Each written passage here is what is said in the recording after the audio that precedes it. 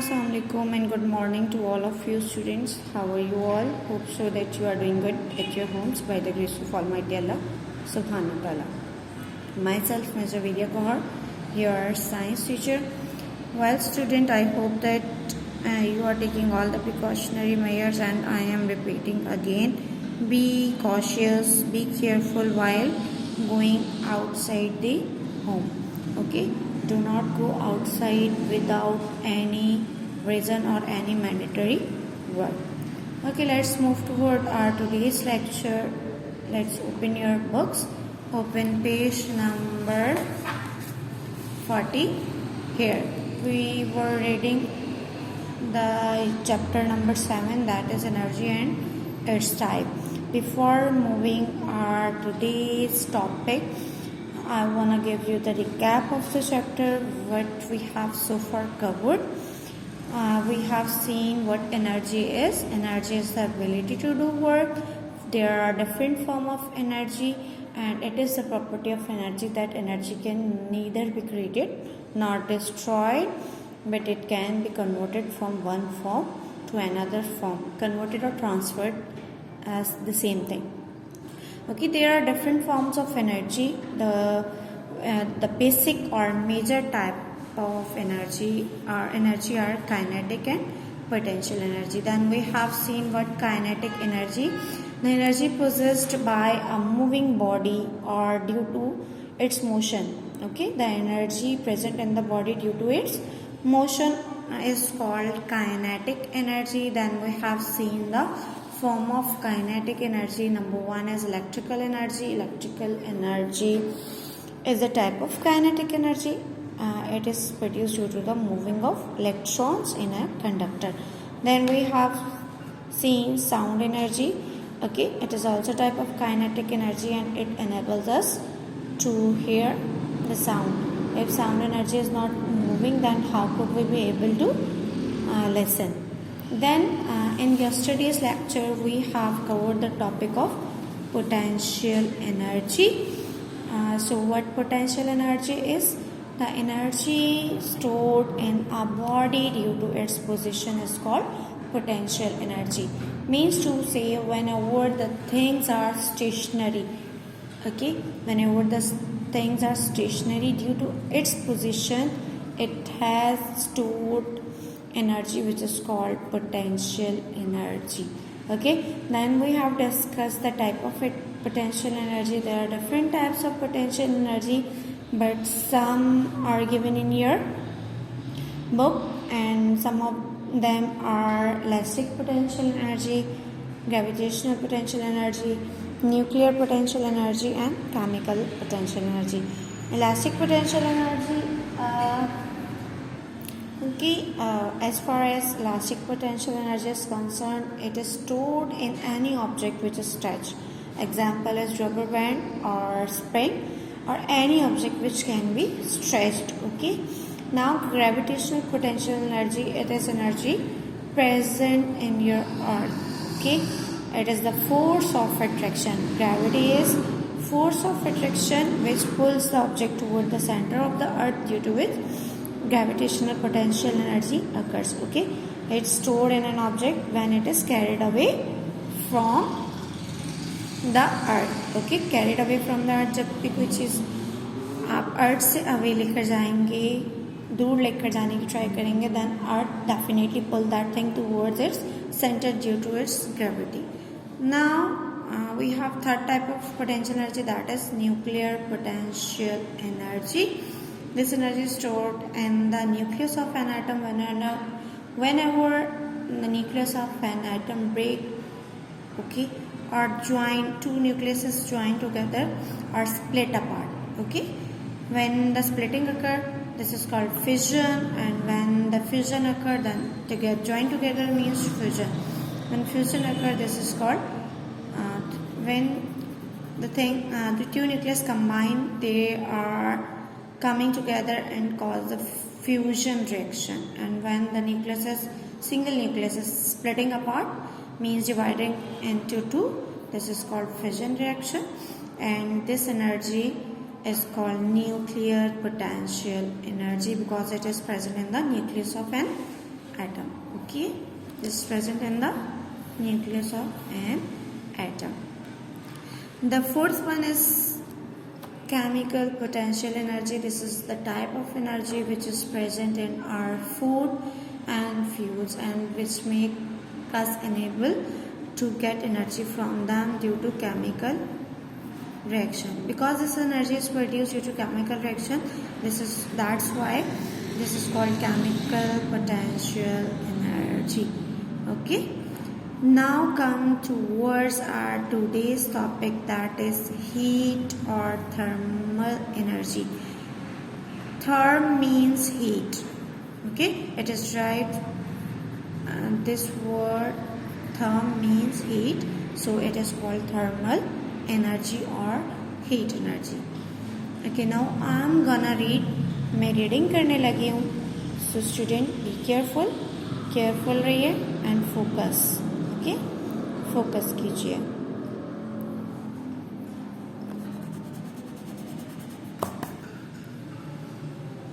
Thermal energy is produced by the movement of molecules in an object. Okay, किसी भी object में molecule की movement की वजह से, मूवमेंट ऑफ मॉलिक्यूल की वजह से किसी भी ऑब्जेक्ट में जो एनर्जी प्रोड्यूस होती है वो क्या कहलाती है? Thermal energy. Okay, it is a mixture of both kinetic and potential energy. ये kinetic और potential energy का mixture है. This form of energy is used in stoves to run steam engines and to light a fire. ये form of energy किस काम आती है? Stoves. देखिए आपके जो स्टोव्स हैं, चूल्हे हैं, ठीक है, उसको जलाने काम आती है. टू रन स्टीम, ये वो वाले स्टोव्स नहीं हैं. Stoves, these are used for heating purpose. Okay, stoves, sometimes you can see these stoves in shops, burger shops, that आपने देखा होगा कि बर्गर वाला बर्गर गर्म कर रहा होता है, आपका बर्गर वगैरह जो बन रहा होता है, तो वहाँ पर वो फ्यूल से स्टोव्स रन होते हैं. ठीक है, ये वो स्टोव्स हैं. To run steam engine, steam engine को रन करने के लिए. And to light a fire, और आग जलाने के लिए. The sun is the main source of heat energy. Heat energy की मेन सोर्स क्या है? आपका sun. Heat is the energy, heat energy है ट्रांसफर फ्रॉम वन ऑब्जेक्ट, जो ट्रांसफर होती है एक ऑब्जेक्ट से टू अनदर, दूसरे ऑब्जेक्ट में. When they contact each other, जो जब वो एक दूसरे के टच में आते हैं, कांटेक्ट में आते हैं, एक दूसरे से जुड़ते हैं. देखिए आप सर्दियां हैं, एग्जाम्पल ले लीजिए. अगर आपके सिबलिंग्स में किसी के हाथ गर्म है तो आप उसके हैंड्स पकड़ेंगे, कुछ देर के लिए हाथ पकड़ेंगे तो आपके हाथ भी गर्म हो जाएंगे. Means heat is transferring. Another example is whenever your mother is cooking something, if you use steel spoon, okay, for mixing the food or anything which is being cooked, जो पकाई जा रही है, उस चीज़ को अगर आप स्टील के चमचे से अगर या फिर किसी भी आयरन या फिर किसी भी मेटल स्पून से उसे फूड को हिलाएंगे तो थोड़ी देर अगर आप रखेंगे या फिर कुछ भी नहीं करेंगे, वहीं पर छोड़ देंगे स्पून, तो थोड़ी देर में, ठीक है, कुछ मिनट्स में आपका स्पून गर्म होना स्टार्ट हो जाएगा. क्यों? आपने तो उसे हीट पर नहीं रखा, आप तो जस्ट उससे फूड मिक्स कर रहे हैं. बट हीट ट्रांसफर होती है कंडक्टर्स पे, and metal is a good conductor of heat. ठीक है, यानी कि हीट ट्रांसफर हो रही है जब कोई दो चीज़ें कांटेक्ट में आती हैं, एक ठंडी और एक गर्म. लाइक आपको एक और एग्जांपल दूं, आप चाय पीते हैं या फिर कॉफ़ी पीते हैं, सूप पीते हैं, तो उसका कप गर्म होता है. तो आपके हाथ अगर बहुत ज़्यादा ठंडे हों, मीन्स कि बियरेबल, जब कप आपका गर्म होता है तो आप उसे उठाते हो दोनों हाथों में, तो आपके हाथ में भी गर्म होना स्टार्ट हो जाता है. Means heat is transferring from hot body to cold body. Hot body से कोल्ड बॉडी में ट्रांसफर होती है heat. Heat flows from a hot body to a cold body. Here again heat flow करती है hot body से cold body की तरफ. This exchange of heat occurs, ये एक्सचेंज होता है हीट का, तबादला होता है एट वंस एकदम से if the bodies are too hot, अगर बॉडीज जो हैं बहुत ज़्यादा गर्म होंगी, एंड टू कोल्ड और बहुत ज़्यादा ठंडी होंगी, ठीक है। लाइक अगर आप गर्म पानी में, बहुत ज़्यादा गर्म पानी हो, उसमें आइस क्यूब डालते हो तो आइस क्यूब फ़ौरन से मेल्ट हो जाती है। क्यों? क्योंकि जो हीट है वो कोल्ड बॉडी की तरफ जाती है और फ़ौरन से उसका टेम्परेचर चेंज करती है और आइस क्यूब क्या होती है, मेल्ट हो जाती है, ठीक है। ओके, और जैसे आप कप में चाय डालते हो, आपका कप पहले ठंडा होता है, बट जैसे ही आप उसमें बहुत ज़्यादा गर्म चाय डालते हो, आपका कप फ़ौरन से गर्म हो जाता है। The transfer of heat from a hot body to a cold body is known as conduction, यानी कि हीट का ट्रांसफ़र होना हॉट बॉडी से कोल्ड बॉडी की तरफ क्या कहलाता है, कंडक्शन कहलाता है। कंडक्शन का प्रोसेस होता है, जैसे इलेक्ट्रिसिटी कंडक्ट होती है, इसी तरह हीट भी कंडक्ट होती है। किस तरह कंडक्ट होती है? हॉट बॉडी से मूविंग टूवर्ड्स कोल्ड बॉडी, ठीक है। आप हॉट बॉडी से आपकी कोल्ड बॉडी तक जब हीट ट्रांसफ़र होगी, इस प्रोसेस को क्या कहेंगे, कंडक्शन। एग्जाम्पल है, ice cube is place in a boy's hand. Ice cube को अगर लड़के के हाथ पर रखा जाए, ice begins to melt, ice पिघलने लग जाएगी। As the heat travels from the boy's hand to the ice cube, क्योंकि हीट कहाँ से ट्रेवल होगी, बॉयज लड़के के हाथ से आइस क्यूब में। देखिए, आपका हाथ ठंडा नहीं होता है, आइस क्यूब ज़्यादा ठंडी होती है as compare to your temperature. Even you have normal body temperature that is 98.6 something Fahrenheit है, ठीक है। तो आपकी बॉडी में टेम्परेचर होता है, ठीक। तो आप आइस क्यूब लोगे तो आइस क्यूब, आपकी आइस कब बनती है, 0 डिग्री सेंटीग्रेड पर आपका वाटर फ्रीज होना स्टार्ट हो जाता है, ठीक। तो means there is a difference of 98.6 Fahrenheit in the temperature. आपकी बॉडी का टेम्परेचर 98.6 है और आपकी आइस क्यूब 0 डिग्री सेंटीग्रेड पे। कन्वर्जन में मत जाइए, जस्ट एक जर्नल लीजिए कि कुछ ना कुछ टेम्परेचर का डिफरेंस है, यानी कि आपकी बॉडी में हीट है। तो हीट क्या होती है, ट्रांसफ़र होती है। कहाँ से? आपके हाथ से आइस क्यूब में। You can do that experiment by yourself as well, okay. आप खुद कर सकते हो, and it could be better that you can you perform this experiment by yourself, that it will clear your understanding that whether ice cube melt or not, and it will be proved to you that heat can transfer from hot body to cold body. Before doing that experiment, take a thermometer, okay, and measure your body temperature.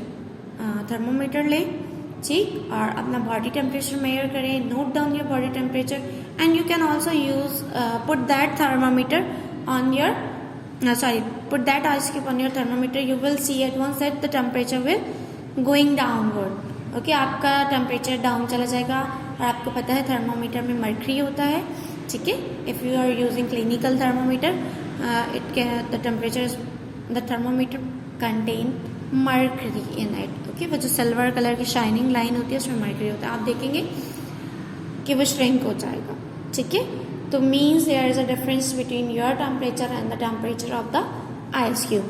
Then you will take that ice cube and put that ice cube on your hand. अपने हाथ पे रखें उस ice cube को, okay. Then check whether the ice cube melts or not. It's understood, and you have done it several times in playing or in your regular routine or in daily life. You take the ice cube and it will start melting soon. Okay, एक और example भी है, आपके हाथ में temperature, some people possess much heat in their hands that chocolate start melting in their hand. अगर आप अपने हाथ में चॉकलेट भी पकड़ेंगे थोड़ी देर के लिए, सॉलिड चॉकलेट, ओके, और जिस जगह आपके फिंगर्स होंगी वहाँ से आप देखेंगे चॉकलेट हल्की हल्की मेल्ट होना स्टार्ट हो गई है, और बाकी प्लेसेस से बिल्कुल ठीक है। It is due to the temperature that is possessed your body, okay. Heat of a body cannot be measured. Heat को मेजर नहीं किया जा सकता. It is the temperature that you are measured, okay. आप टेम्परेचर मेजर करते हो, heat major नहीं करते, ठीक है. The term temperature is used to tell how hot or cold an object is. और टेम्परेचर हमें क्या बताता है कि कोई चीज़ कितनी गर्म और कितनी ठंडी है. ठीक है.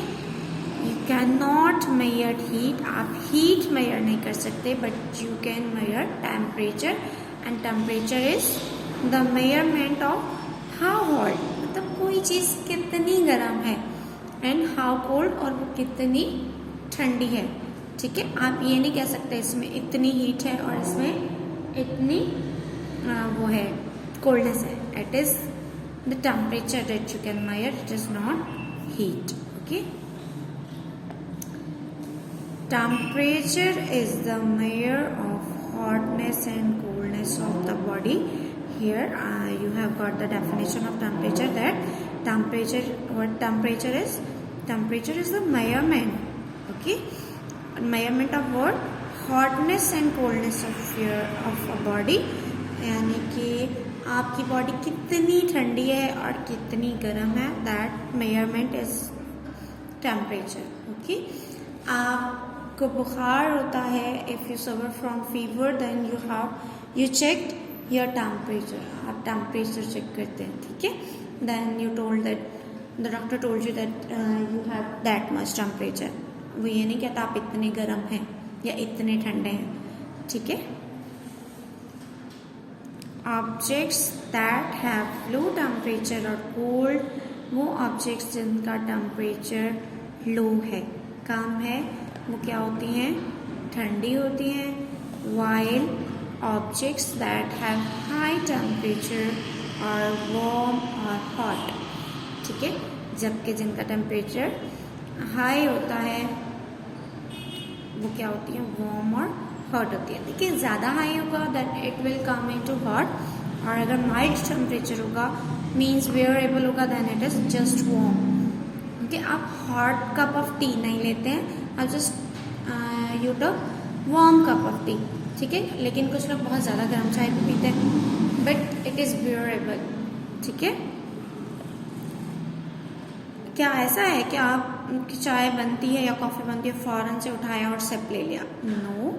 आपका मुंह भी जल जाएगा. क्यों? क्योंकि वो बहुत ज़्यादा हॉट होती है, गर्म होती है. ठीक है.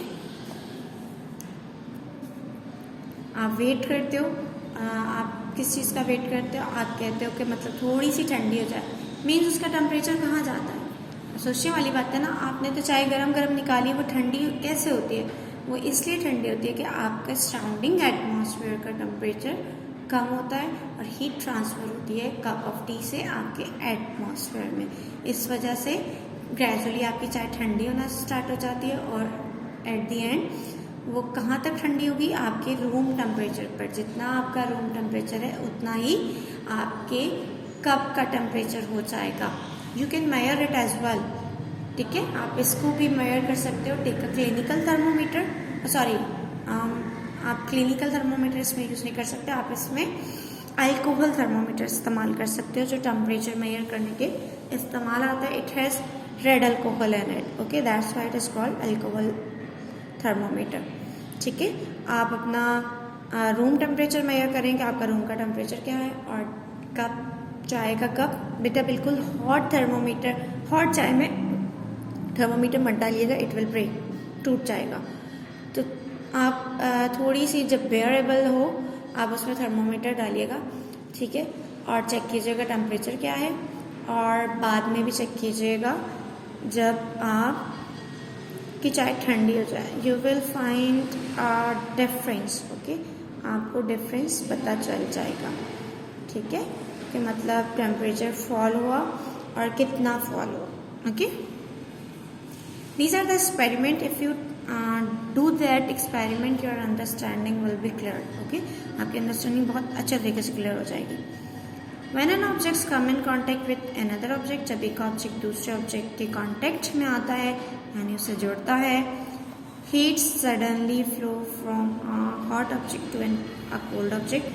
हीट क्या है? फौरन से फ्लो करती है हॉट ऑब्जेक्ट से कोल्ड ऑब्जेक्ट में. एग्जाम्पल अगेन मैं आपको यहाँ पर दूंगी कप ऑफ टी. जैसे ही आप गर्म गर्म चाय कप में डालते हो, कप ठंडा होता है, वो फौरन से क्या हो जाता है? गर्म हो जाता है. हॉट से कोल्ड की तरफ हीट ट्रांसफर हो रही है। This is all about heat और थर्मल एनर्जी, ठीक है। हीट एनर्जी और को थर्मल एनर्जी भी कहा जाता है, और ये क्यों प्रोड्यूस होती है? मूवमेंट ऑफ मॉलिक्यूल्स की वजह से एक ऑब्जेक्ट में प्रोड्यूस होती है, ठीक है। आपकी जो हीट एनर्जी है वो काइनेटिक एंड पोटेंशियल एनर्जी की मिक्सचर है, ठीक है। और हीट फ्लो करती है एक बॉडी से दूसरी बॉडी, मतलब दूसरी बॉडी में, यानी कि hot body to cold body. Heat को मेजर नहीं किया जा सकता। All you can measure is temperature of an object और a body. Okay, this is all about today's topic. Inshallah, I hope that you got the understanding. आपको समझ में आ गया होगा complete. Inshallah, we will meet in next lecture. Next lecture में मिलेंगे with new topic. Till then अपना बहुत सारा ख्याल रखिएगा। फ़ी अमान।